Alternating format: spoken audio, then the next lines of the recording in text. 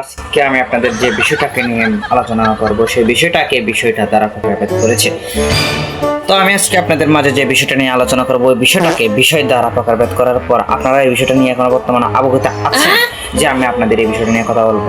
তো পূর্বে যে বিষয়টা নিয়ে কথা বলেছিলাম ওই বিষয়টাকে আজকে বাদ দিয়ে আরেকটা নতুন বিষয়বস্তু দ্বারা প্রকারভেদ করার জন্য বিষয়টাকে বলতেছি। আমি যখন ওই বিষয় নিয়ে কথা বলতেছিলাম তখন আরেকটা বিষয় সেখানে ঠোয়া যাওয়ার কারণে আমি কথা লাইনচ্যুত হই। তো ওই বিষয়টাকে ছড়িয়ে এই বিষয়টাকে বসিয়ে আবার বিষয় দ্বারা প্রকারভেদ করছি। তো আজকে আমি আপনাদের যে বিষয়টা নিয়ে কথা বলবো বিষয় দ্বারা অনেকগুলো বিষয় নিয়ে একত্রিত হয়ে বিষয় দ্বারা প্রকারভেদ করার জন্য প্রকাশ করার জন্য আমি আপনাদের আজকে ভিডিওটা করছি। তো বন্ধুরা, আমি আপনাদের বারবার সাবধান করতেছি, বিষয়টাকে বিষয় দ্বারা প্রকারভেদ করতে দিন, বিষয়টাকে বিষয় দ্বারা অবিষয়কে প্রকারভেদ করতে দিবেন না। আজকে যে বিষয়টা নিয়ে কথা বলবো বিষয়টাকে বিষয় দ্বারা প্রকারভেদ করার পর বিষয়কে বিষয়বস্তু দ্বারা প্রকারভেদ করেছিলাম। ওই বিষয়ে যে বিষয়কে গত বিষয় দ্বারা প্রকারভেদ করার পর যে বিষয়ে দাঁড়িয়েছিল আজকে এই বিষয় নিয়ে আমরা কথা বলবো আর আলোচনা করবো।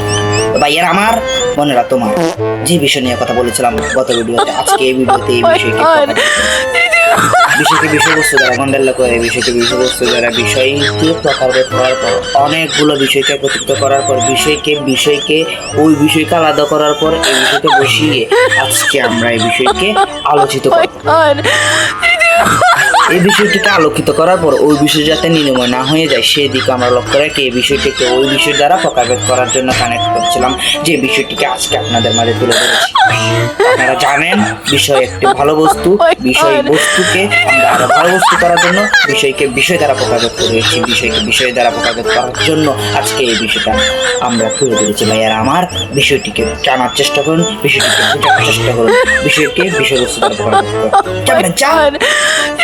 বুঝলেন না? বুঝস